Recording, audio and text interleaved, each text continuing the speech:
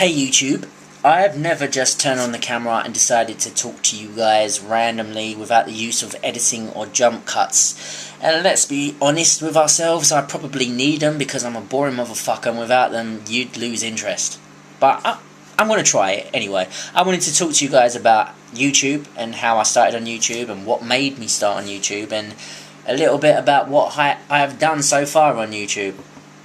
So, let's begin.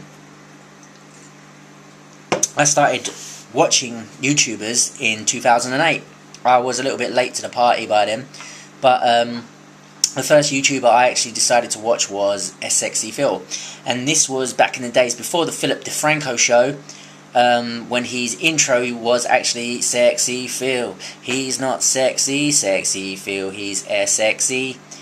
And if you think he's an arsehole now, you should have seen him back then. He was one of the most arrogant motherfuckers that I've ever watched in my life. I didn't necessarily like the dude, but I could not stop watching him. And he is the reason why I do YouTube now, because I thought I can do what he does. How fucking wrong I was. I mean, you got to give credit to the dude. He's built a big audience and he's done it very well. So yeah, I wouldn't be able to do it, and I don't think I ever can get to that sort of level. But anyway, I bought my first camera because of him, and I must have been about 19 at the time. The camera cost me £120. I bought it by myself out of my own money because I was working back then, and yeah, I decided to start my own YouTube channel. My first YouTube channel was actually called The Jimmy James Show.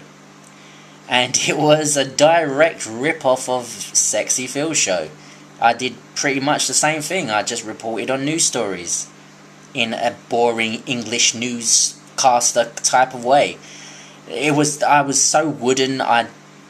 It was like, if you think that I can't talk to a camera now, you should have seen me back then. I was so shy. I didn't want to talk. I didn't want to raise my voice. I was mainly because I didn't want my mum and dad knowing what I was actually doing in my room. I mean, I would have preferred them to think I was masturbating rather than talking to a camera. But yeah, that's how it all started, and I managed to get 22 subscribers out of that YouTube channel. I'm proud of every one of those fucking subscribers. I mean, I'd do it again if I had to. That was a short-lived show. I must have done about 4 episodes of that. But it gave me a little bit of experience in how YouTube works. I worked out how to upload videos, how to edit videos with Windows Movie Maker. Yes, and then my next YouTube channel was J22 Vlogs, where I took it a step up. I started going into sketch comedy, which was crap. I think I managed to get about 30-something subscribers. It wasn't happening as quick as I wanted it to happen. Then I decided to give up YouTube for a little while. I was in a relationship, and she might have found it a little bit weird that I would do this. So I decided to not do YouTube until I felt that the relationship was failing, and I had had enough of the relationship.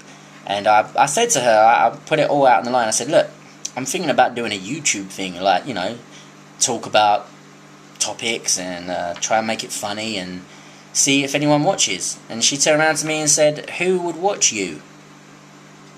Really? Who would watch me? Well, fuck you. I was going to make this happen in spite of everything that she said. So I decided to go for it again. I dusted my camera off, started making more YouTube videos, and I called this channel The Ginge TV. Mainly because on the end of my first video for this new channel, I said, what did I say? I said maybe I should call it The Ginge TV. The Ginge TV. Get that name out there. And I remember saying that on the end of my first ever YouTube video. Ginge TV. Get it out there. Okay, there was one edit, but I just wanted to prove that what I was saying was actually true. So this is the Ginge TV era. Things went quite well to begin with. I mean, my brother actually bet me £20 that I couldn't get to 100 subscribers. And I did within 2 months. which was pretty fucking awesome, I thought. 2 months, 100 subscribers, awesome. I don't think I'd be able to do that with this new YouTube channel to get to 100 subscribers. I think I'm on like 14 at the moment. Okay, I've only had 2 fucking videos, but I thought I'd at least drag some over from the Ginge TV. But anyway, yeah. So, I can't even remember what I was fucking saying now. So yeah, I started doing the odd news kind of show, and then I started doing more sketch comedy, and then I sort of hit my stride, where every YouTube video that I did, I was getting roughly between 200 and 300 views, and that was good for the amount of subscribers I had. I had 100 subscribers at that time. If I can hit double the amount of subscribers I had, I thought I was doing fucking good. And then I started talking to a guy called Laughing Leaf. Awesome YouTuber, awesome. Because at the time, The Gradual Report, I wrote something on The Gradual Report's YouTube channel saying, hey, check out my videos, blah, blah, blah, you know, trying to get more views and stuff like that. Laughing Leaf, being a fan of The Gradual Report as well, he said, okay, he came up, gave me a comment on my channel and said, okay, I'm not The Gradual Report, but I subscribed. Awesome. And that's the friendship was born. I mean, we talked to each other every day, discussed YouTube, like, techniques and, like, how to get views and how to get videos, like, that actually people wanted to watch, and he helped me out a lot with my editing skills and ideas, and we talked pretty much every day about this stuff. And, then I made another friend called Summerlove 614 or 614, and then Frost Fox Films, 718 Digital, Nate's Vlogs. I used to talk to Nate's Vlogs. He's quite big on YouTube now. I used to go onto his Blog TV channel a lot. He's fucking hilarious, dude. Probably doesn't remember me anymore. He actually gave me a shout out once, but how about another one? But yeah, I used to like that dude. I still like him. I still watch him. There was other people like Lauren Field. She was a very good YouTuber. The Dasher92, she was a brilliant YouTuber. Mr. Buchanan to You, the Stallion 86, all these brilliant YouTubers who just don't do YouTube anymore. It's such a shame. And like, I'm struggling to get fucking views now. Back in the day, I mean, this was only 2 years ago. I got to a point where I was getting at least 1,000 views per video, and I enjoyed that. That was brilliant to me. That's all I needed. That's all I needed. But then I decided to stop YouTube. Biggest mistake of my life. But by the time I came back, no one watched because they basically forgot me, and I wasn't consistent enough.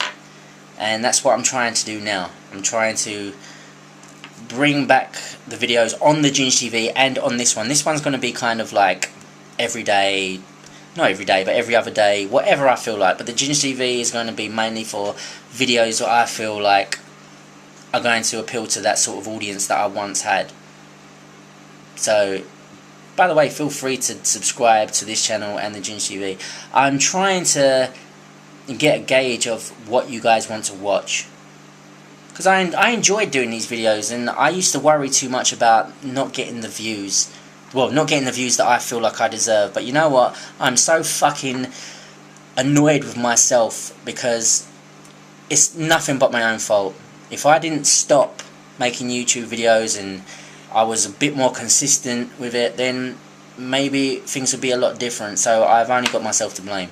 But I'm here now. I'm trying my hardest to make it back to what it used to be, and we'll see how it goes. Anyway, that's basically it. There's nothing more to talk about. I'm here to stay, and if I get shit views, then I get shit views, but this is something that I love doing and something that I'm not going to stop. Anyway, guys, and that's it, really. I'm depressed now. Anyway, guys, until the next time, I will see you soon.